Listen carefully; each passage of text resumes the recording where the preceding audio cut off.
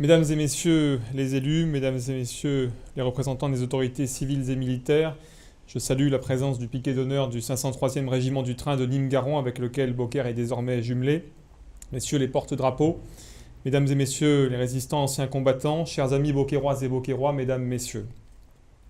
Nous sommes ici réunis aujourd'hui pour célébrer avec joie l'armistice de 1918, qui marque d'abord la fin des combats de la Première Guerre mondiale, la victoire des Alliés et la défaite totale de l'Allemagne. À 11 heures, il y a 99 ans, intervenait le cessez-le-feu qui allait alors entraîner dans l'ensemble de la France des volées de cloches et des sonneries de clairons, annonçant la fin d'une guerre qui a fait plus de 8 millions de morts, d'invalides et de mutilés. Si la liberté coule heureusement de source pour les plus jeunes générations, ceux qui s'intéressent à l'histoire de France, ceux qui ont aujourd'hui les yeux ouverts sur le monde, savent que la liberté n'a pas toujours existé et qu'elle n'existe pas partout et pour tous. Parce qu'ils se sont battus pour notre liberté, je voudrais que nous pensions à toutes celles et à tous ceux qui ont payé de leur vie leur engagement, à tous ceux qui ont été blessés au cours de cette terrible guerre et aussi à tous ceux qui ont été marqués à vie par ce qu'ils ont vu ou tout simplement par la perte d'êtres chers. Que nous pensions aussi à ceux de nos aïeux qui ont vécu cette période.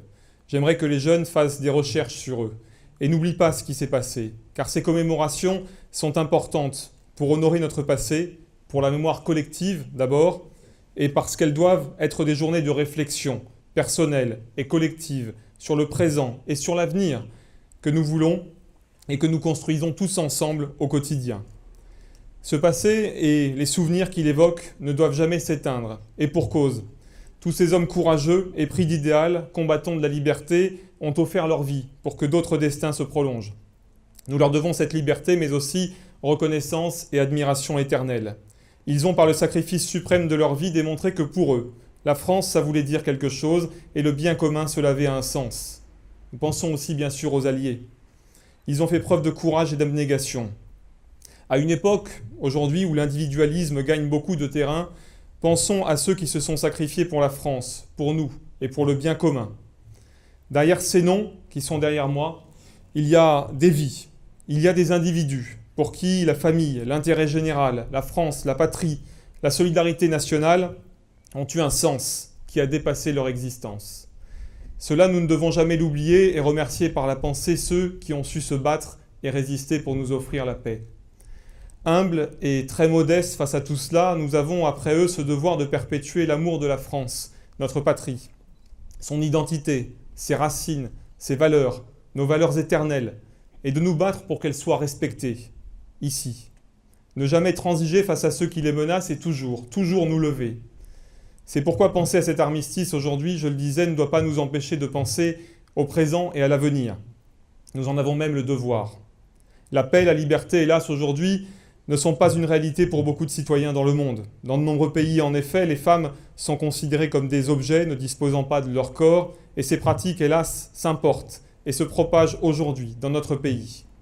Dans d'autres, les minorités ethniques ou religieuses sont pourchassées. Et cela, il ne faut pas le taire ni l'oublier, car c'est aussi la vérité qui nous rendra libres.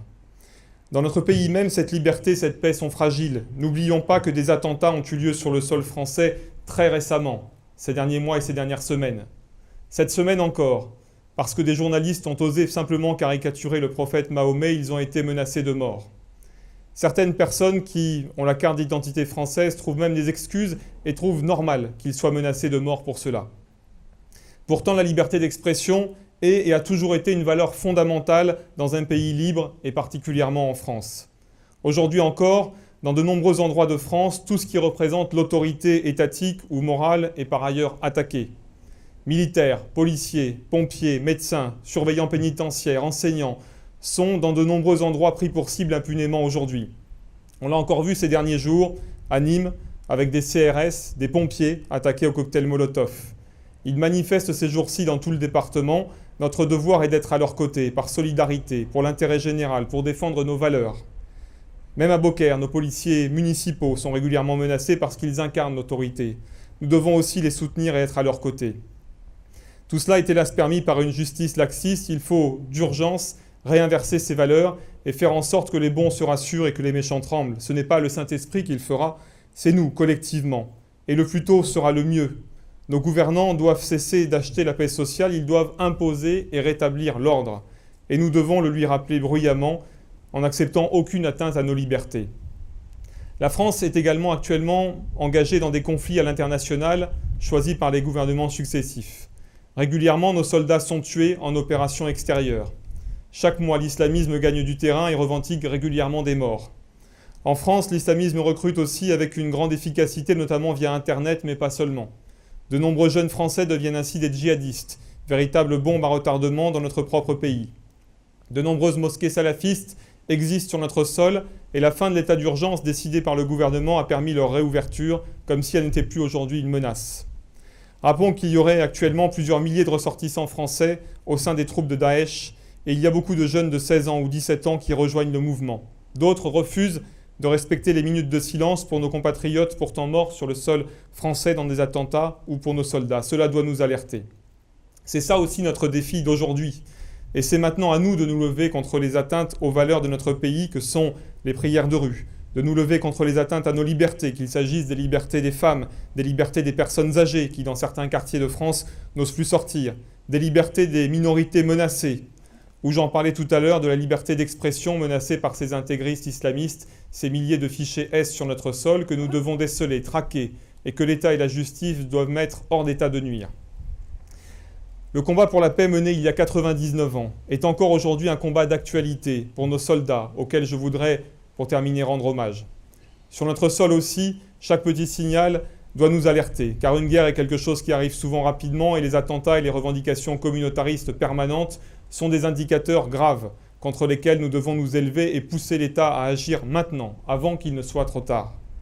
J'aimerais que nos dirigeants en prennent conscience et donnent à l'armée française les moyens d'être une armée indépendante, digne d'une grande puissance, capable de défendre par elle-même ses intérêts et de garantir sa sécurité.